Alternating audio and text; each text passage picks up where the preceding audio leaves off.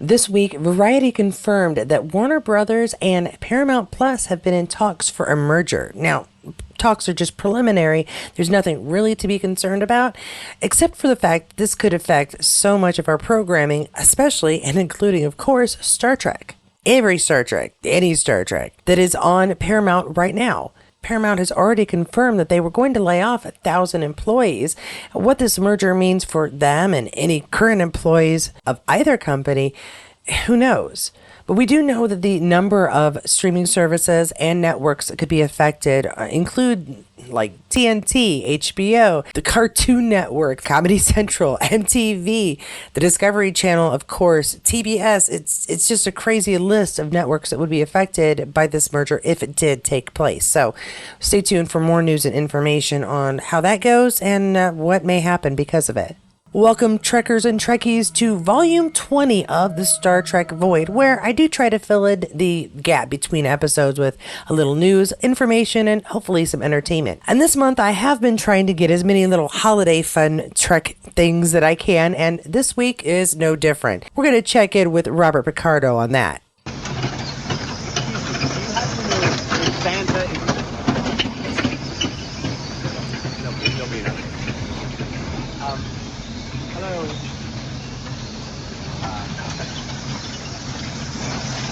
Sorry about it, but is it possible that Santa It's a little like trying to watch the EMH be included the first couple of seasons of Voyager. Yeah, he's being completely ignored by these reindeer. That's a shame. It says Robert Picardo posts this, despite regular efforts, still having difficulty joining in on any reindeer games. Happy holidays. And Robert loves to post things on Instagram and Twitter, so definitely follow him if you're not. He was at the Macy's Day Parade, and now he's showing us talking to reindeer, or at least attempting to. But that's all I've got this week on the Star Trek Void. Yeah, we've got some great behind-the-scenes images from multiple shows.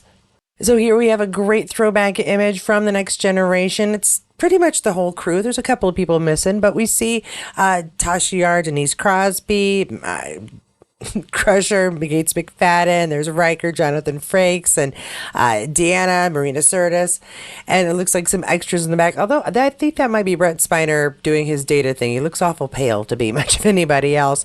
So, and one behind the scenes there from The Next Generation. I do believe I have a second one. These two posts were shared by Tango Pike Horse, and he just simply says, these three strong women. And here we got, again, Marina Sirtis, Denise Crosby, and Gates McFadden. Looks like Denise might be going over some script. Gates is pleased to be there and sitting in the captain's chair. So yeah, it's a great spot for her, and does tell us a little bit of her future, at least on the series. Definitely not what happens in Picard, but that's all right. This next image, of course, on the set of Picard Season 3. And we've got Jonathan sitting where he really shouldn't be, or we assume he's probably got permission. He seems like a pretty nice guy, pretty considerate. So my guess is somebody said it's okay to sit here. But yeah, he's throwing the Vulcan salute-ish. And please no lounging, thank you. Now that I look at his glasses, I'm wondering, are they taped together? Because, man, did an accident happen, or is that a style thing? Neither here nor there. Star Trek on Paramount Plus posted this asking, what is your favorite Riker moment on Star Trek and Star Trek Picard? And if it comes down to Picard, I'm going to have to go, well, if it comes down to Picard Season 3 anyway, I'm going to have to go with when he is reunited with his wife, Deanna Troi, under duress, but it does make for some fun discussions and revelations there. So I really enjoyed that. Now, this next image is actually shared by a man on the street, Evan Kapetinsky, and I apologize if I get the name wrong there, but I'm on the Star Trek train again, and yes, he is commuting apparently on train 1701. Personally, to me, that would be a sign that the day was going to be a really good day. But at any rate, it'd just be super fun to actually say, yeah, I'm riding the Enterprise train every day to work. And now I'm back to another behind the scenes, this time on Star Trek Strange New Worlds. And we do know that production is underway. Filming is going. This is the second one I've shared. And we've got the clapper stating it's Season 3, Episode 1.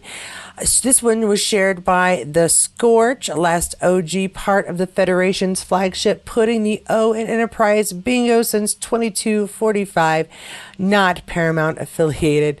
Okay, Star Trek Strange New Worlds and Star Trek Legacy is also tagged on here. We will hear more. Katie. No, Todd, it's not time for you yet. Hold on just a minute. We will hear more about Star Trek Legacy here in just a little bit, but we're going to move on to some news shared by Weekly Trek. I did cover most of it, but there was one piece of information here, Prodigy Season 2 wrapping, that I had not gotten to yet. And so Season 2's Prodigy, the editing, the production, every little bit is completed. It is done. I actually had thought it was last week, but if it's all finished, we need to know when Netflix is going to put it out so we can prepare. Now, we do know that a lot of people are already wondering how to ensure Season 3 happens for Prodigy. And from what I've heard, the best thing that we can do is to watch Season 1 when it comes out on Netflix and watch Season 2. Watch it multiple times. The easiest way to do that is to introduce Prodigy to your children, because you know, children will want to watch it multiple times. Their favorite episodes, they'll want to watch it over and over again. Yes, we love to watch them over and over again, but no one is obsessive like a child is obsessive with a new cartoon. So definitely share this with your family. For those of you who have not been able to or have not wanted to get a Paramount streaming service, this is a great way because most people do love Netflix. A lot of people do have Netflix. It is the most popular streaming service out there still. So this is your opportunity to catch up on a little Star Trek, and quite frankly, you're going to catch up with it faster. The people that have only invested in Paramount Plus, because Season 2 will be out in 2024. While Netflix has not released a date, we do know it should come out fairly early. Other 2024 shows to watch out for are, of course, Discovery, which is coming in April, in case you missed that announcement. As far as Section 31, we don't expect it to be out early, but it could be out at the end of the year in 2024, possibly early 2025, as filming will be underway at the end of January, which means production could be done before summer is over. Of course, we already know that just because a show has ended production on Paramount Plus does not mean it will be seen anytime soon. Discovery's been ready for ages, and we are just now getting it next year. And that is all the updates I have on what is to come, at least as far as a series comes. If you want a little Star Trek entertainment in, January, I've got some news for you on that front. As Trek Talks return to us once again, this will be the third year for Trek Talks. I missed year 1, but you can, of course, always go back and stream all of these on YouTube. Trek Geeks is who runs this sucker, and it is a fantastic run of people who have been involved in the making of Star Trek for years. Not just actors and actresses, producers, writers, costumers, set designers, just anybody you could possibly think of that is involved in Star Trek could appear on these talks, and it is fantastic. They're great interviews, one-on-ones. My favorite one from last year was Scott Bakula, just because I don't see him that much on interviews, and it was great to see him having a chat. This year, of course, as you can see, we're going to have Gates McFadden, and of course, there are more people. One of my favorite extra people who are showing up is not an actor, but a composer, both for Strange New Worlds and for Prodigy. And I'm very interested in finding how Nami Melomad gets these sounds for these shows, so distinctive and yet so very Star Trek. Now, streaming this is going to be very easy. It's available on YouTube. It'll be on January 13th. And yes, of course, I will have any relevant links I can find in the list below as per usual. And you can find links to anything I've shown you today in those links as well. Now, next up, I'm going to share a little something from one of our actors. Ethan Peck is supporting a cause that is worthy of a chat. I do this for my other updates on Outlander, so I'd really like to give a chance to Ethan to share with us what he'd like us to help him out with. I'm Ethan Peck, and I'm here to celebrate the work of the nonprofit River Partners, who planted the habitat that you see behind me. They're working to restore rivers and river forests that sustain all of us in California. Please join me in supporting them. Donate, learn more at riverpartners.org. Thank you. All right, then this post was shared by River Partners 4 days ago. Join Ethan Peck to restore rivers for a beautiful and healthy future. You can help us make a difference. Your gift of any amount helps us revitalize rivers for wildlife and people. Every dollar you give until December 31st will be doubled, making your gift go twice as far. Donate today at the link in the bio at River Partners, and there is a link there that I will include in the sources below.